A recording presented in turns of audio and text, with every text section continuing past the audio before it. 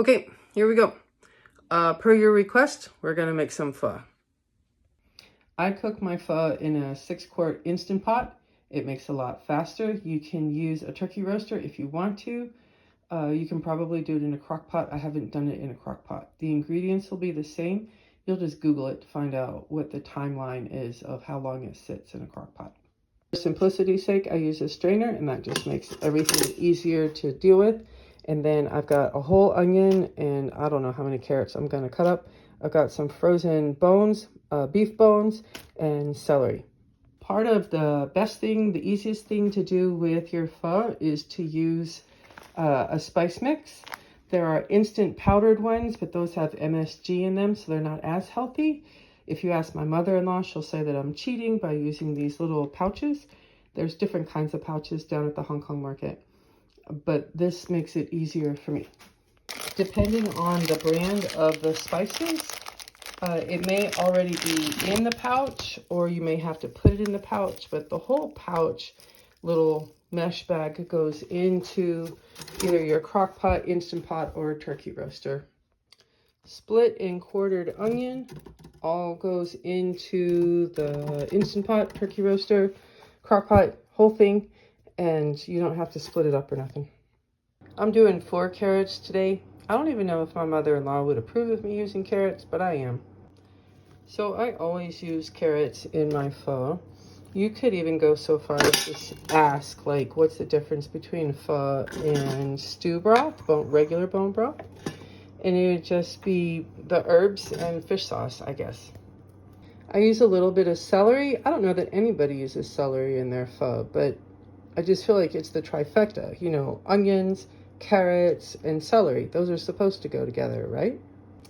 Just a little bit of celery. Truthfully, I'm not a fan, so I do it out of obligation to honor the trifecta: Father, Son, Holy Spirit, onion, carrot, and celery. This is where the big flavor comes in, right here. So let's see what we've got. 1 tablespoon of sugar. 1 tablespoon of kosher salt. Whatever that much is of black pepper. I don't love black pepper, and so I don't do a butt ton of it. I'm guessing that was a teaspoon, not sure. Ginger. Ginger is fabulous. You can use like actual root of ginger. I don't have any at the moment, and this again is a cheat hack that I get at Aldi, so ginger paste. Now I am a garlic lover. So today I'm using fresh garlic, and sometimes I use fresh garlic, sometimes I use the dried minced garlic, but I had this available, so why not go ahead and use it? And yeah, I use a lot of it. Yeah, like the whole thing. Last 2 ingredients before we fill the pot with water. So, apple cider. My mother-in-law does not use apple cider, but I know that if you want marrow to really release from the bones, you use apple cider vinegar. And for that, I only use like a capful.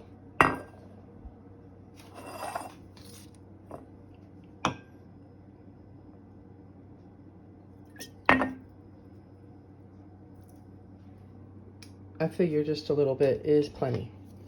This, however, is fish sauce, and this is the other ingredient that makes pho broth so different from a regular beef stock, is the fish sauce. And you can buy fish sauce, golly, at any Asian market, but I think they're even carrying it at Kroger now because it's become so popular. And I'm going to use a tablespoon of that as well.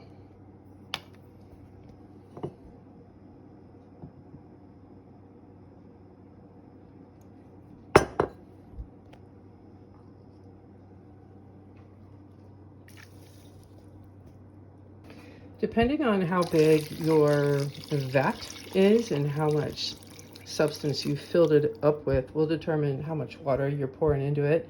I was able to get 4 of these nice big mason jars of water in there.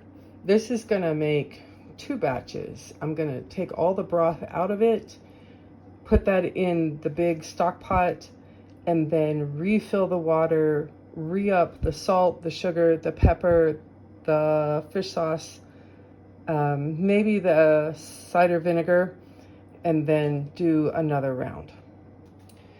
So an Instant Pot will only let you cook in it for a maximum of 4 hours. So I set it for 4 hours on high, and then I let it naturally depressurize and finish cooking itself for an additional 3 hours after that.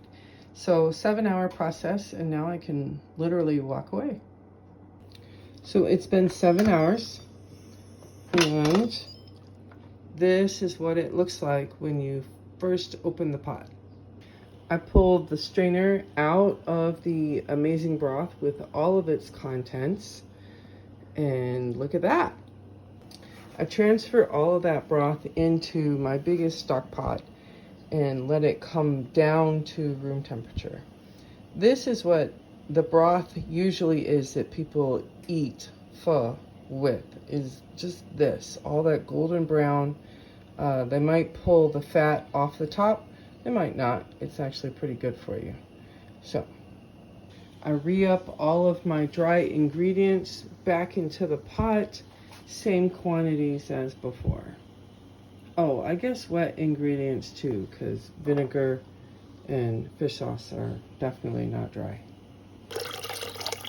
So last container, fourth container of water back into the pot. I did not redo the garlic or the ginger because I had plenty of that from before. I'm gonna again turn it back on for another 7 hours. It'll actually go all night long. And then I will blend the 2 sets of broth together and let them even each other out. So that's how you make the magic happen. Okay, I don't know if there's controversy in the world of pho, but if there is, I'm betting this is it. I take all of the scraps, minus the actual bone, and put it in the blender and puree it. All the bone collagen, bone marrow, all of the vegetables that went into making the pho, I put it into the blender. I just want to get as much of the protein back into my food as I can possibly get. So yeah, it added flavor, so why not add more nutrition? So I put about, I don't know, a quarter of a cup of this at the bottom of each solo cup. Yep, solo cup. And then put all the beautiful golden broth in with it, just to make all the flavor and all the magic happen. Quarter of a cup of the puree into the solo cup. Weren't all solo cups red at one point? I mean, I chose this color. I like it, but you know, I digress. Fill the rest of the cup with the golden broth. And I really like to make sure that my broth is all the way down to room temperature, so that when I pop it in the freezer, it doesn't expand the cup, it doesn't leach as many plastic chemicals possibly into the broth. And this is it.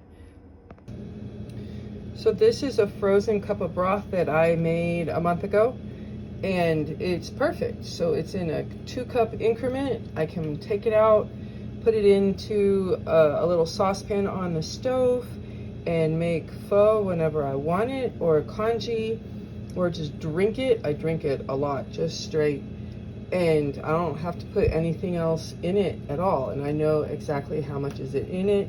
It's perfectly stored, user-friendly for whenever you need soup or bone broth or whatever. So there you go. Aren't they cute? So there you go. That's how you make bone broth. It's a 2-day process. This is bedhead the next morning because it takes a couple of days. But it's easy. It's really like a 24-hour period to cook it, let it cool all the way down, and then put it into cups, stick it out in the freezer, and you're ready to go. So I hope that helps.